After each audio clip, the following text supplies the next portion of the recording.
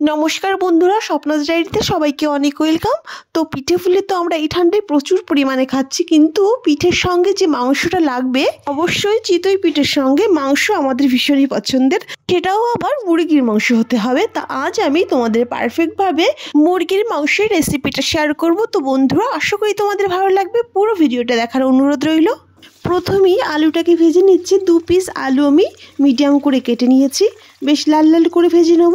অন্য সাইডে সব মশলাটাকে বেশ ভালো করে বেটে নিয়েছি, তাও আবার শিলনোড়ায়। তোমরা চাইলে অবশ্যই মিক্সিতে করতে পারো, আমি শিলনোড়ায় ভালো মনে করেছি তাই শিলনোড়ায় বেটে নিয়েছি। মাংসটা মাখিয়ে নেব, তার জন্য প্রথমেই দিয়ে দিচ্ছি, এখানে আছে জিরে আর শুকনো লঙ্কা। সে পরিমাণ মতো লবণ আর হলুদ দিয়ে দিচ্ছি 1 চামচ জিরে আর শুকনো লঙ্কা বাটা আর 1 চামচ আদা রসুন বাটা। অন্য সাইডে আলুটাও বেশ লাল লাল করে ভেজে নেব। আলুটা একটু নেড়ে নিলাম। আলুতে কিন্তু আগে আমি হলুদ অ্যাড করিনি, তাই এই পর্যায়ে হলুদ দিয়ে দিলাম। হলুদ দিয়ে বেশ ভালো করে ভেজে নেব। তো মাংসের দিকে চলে এলাম, দিয়ে দিলাম কিছুটা পেঁয়াজ আর কাঁচা সর্ষের তেল। পেঁয়াজটা দিয়েছি যাতে গ্রেভিটা ভালো আসে। সব কিছুকে হাত দিয়ে বেশ ভালো করে আমি মিশিয়ে নেব। একটু টাইম ধরে মাংসটাকে হাত দিয়ে বেশ ভালো করে মিশিয়ে নিলাম। অন্য সাইডে আলুটাকে কিন্তু বেশ লাল লাল করে ভেজে নিয়েছি। আলুতে হলুদটা পরে দিয়েছি, কারণ আগে যদি হলুদটা দেওয়া হয় আলুটা ভাজার আগেই পুড়ে যাবে, একটু পরেই দিতে হবে। আলুটা তুলে নেওয়ার পর সেই কড়াইতে দিয়ে দিচ্ছে আরও কিছুটা সর্ষের তেল। ফোড়নের জন্য 1/2 চামচ জিরে আর 1টা শুকনো লঙ্কা দিলাম। বেশ ভালো করে ভেজে নিয়ে বড় সাইজের একটা পেঁয়াজকে কুচি করে দিয়েছি। পেঁয়াজটাকে বেশ লাল লাল করে ভেজে নেব। 2 মিনিট পর তোমাদেরকে দেখাচ্ছি। দেখো, পেঁয়াজটা কিন্তু বেশ ব্রাউন কালার চলে আসছে। এই টাইমে দিয়ে দেবো 1 চামচ আদা রসুনের পেস্ট। আদা রসুনটাকে ভালো করে একটু মিশিয়ে নেব। যখন আদা রসুন থেকে একটা কাঁচা গন্ধ বেরিয়ে যাবে, সেই টাইমে দিয়ে দেবো 1 চামচ জিরে আর শুকনো লঙ্কার পেস্ট আর দিচ্ছি সামান্য কাঁচা লঙ্কা, মানে 1/2 চামচ মতো। তোমরা চাইলে কাঁচা লঙ্কা নাও দিতে পারো। মশলাটাকে বেশ ভালো করে কষিয়ে নিতে হবে। প্রথমে সব মশলাটাকে বেশ ভালো করে মিশিয়ে নিলাম। 1 মিনিট মতো বেশ নেড়ে চেড়ে একটু কষিয়ে নিচ্ছি।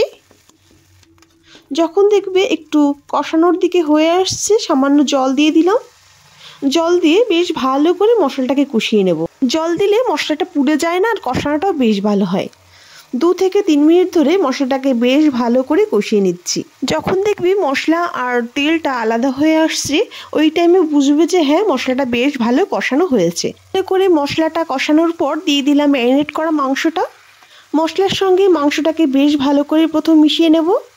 একটু টাইম ধরে মশলার সঙ্গে মাংসটাকে বেশ নেড়ে চেড়ে মিশিয়ে নেওয়ার পর একটা ঢাকনি দিয়ে ঢেকে দেবো 2 থেকে 3 মিনিটের জন্য। ফ্লেমটা অবশ্যই লো টু মিডিয়ামে রাখবে। দেখতেই পারছো, একটা ঢাকনি দিয়ে ঢেকে দিচ্ছি। 3 মিনিট পর ঢাকনি তুলে নিলাম। দেখো, বেশ খানিকটা জল বেরিয়েছে এবং তেলও বেরিয়েছে। এই টাইমে ফ্লেমটাকে হাইতে করে বেশ ভালো করে মাংসটাকে কষিয়ে নেব। ফ্লেমটা বাড়িয়ে দিয়েছি, ভালো করে নেড়ে নিলাম। মাংসটা কিন্তু ঢাকার আর প্রয়োজন নেই, ফ্লেমটাকে বাড়িয়েই বেশ ভালো করে কষিয়ে নিতে হবে। তোমাদেরকে 2 মিনিট পর দেখাচ্ছি। দেখো, বেশ কষিয়ে আসছে। আরও 2 মিনিট পর মশলাটা কিন্তু বেশ ভালো কালারও চলে আসছে। এই টাইমে সামান্য জল দিয়ে দিচ্ছি, নিচে যাতে মশলাটা পুড়ে না যায়। বেশ ভালো করে কষানোর জন্য সামান্য জল দিয়ে আরও 2 মিনিট বেশ ভালো করে কষিয়ে নেব। দেখতেই পাচ্ছো, কালারটা কিন্তু বেশ লোভনীয় হয়েছে। তো ভালো করে মিশিয়ে নিয়ে আরও 2 মিনিট কষিয়ে নিচ্ছি। এইভাবে যদি মাংসটা রান্না করা হয়, পিঠে দিয়ে খেতে বেশ ভালো লাগে। তো আরও 2 মিনিট পর তোমাদেরকে দেখাচ্ছি। দেখো, মাংসটা বেশ ভালো কষানো হয়েছে আর কালারটাও পারফেক্ট আসছে। দিয়ে দিলাম পরিমাণ মতো জল। যে যেমন ঝোল রাখতে চাও সেই হিসাবে জলটা দেবে। সঙ্গে ভেজে রাখা আলুগুলো এই টাইমে অ্যাড করে দিলাম। ফ্লেমটাকে বাড়িয়ে দিয়ে বেশ খানিকক্ষণ ফুটিয়ে নেব। তোমাদেরকে 2 থেকে 3 মিনিট পর দেখাচ্ছি। দেখো, ঝোলটা বেশ কমে আসছে আর বেশ গাঢ়ত্বও চলে আসছে। আলুটা যেহেতু শেষের দিকে দেওয়া হয়েছে, তাই ফ্লেমটা কমিয়ে একটু জ্বালিয়ে নিচ্ছি, যাতে আলুটা ভালো সিদ্ধ হয়ে যায়। তোমরা যদি একটু বেশি ঝোল রাখতে চাও, এই টাইমে কিন্তু বন্ধ করে দিতে পারো, আলুটা আর একটু আগে অ্যাড করে দেবে। আমি আরও 1 মিনিট লো ফ্লেমে জ্বালিয়ে নিয়েছি।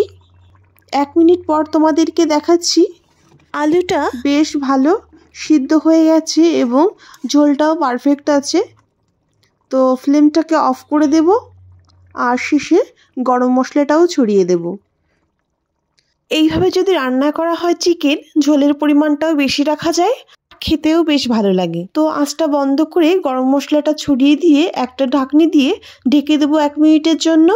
তো বন্ধুরা, বাড়িতে রেসিপিটি ট্রাই করলে প্লিজ আমাকে কমেন্ট করতে ভুলো না। অবশ্যই আমাকে কমেন্ট করে জানিয়ে বলবে যে কেমন হয়েছিল খেতে। মিনিট ঢেকে রেখে দিয়ে সার্ভ করতে পারবো গরম গরম পিঠের সঙ্গে চিকেন। দুর্দান্ত লাগে খেতে। তো বন্ধুরা, তোমরা বাড়িতে অবশ্যই ট্রাই করো। আর ভালো লাগলে প্লিজ চ্যানেলটি সাবস্ক্রাইব করতে ভুলো না। আর কী ধরনের ভিডিও তোমরা দেখতে চাও প্লিজ কমেন্ট করে জানিও। ভালো থেকো সবাই, সুস্থ থেকো। আজকের ভিডিওটি এই পর্যন্তই।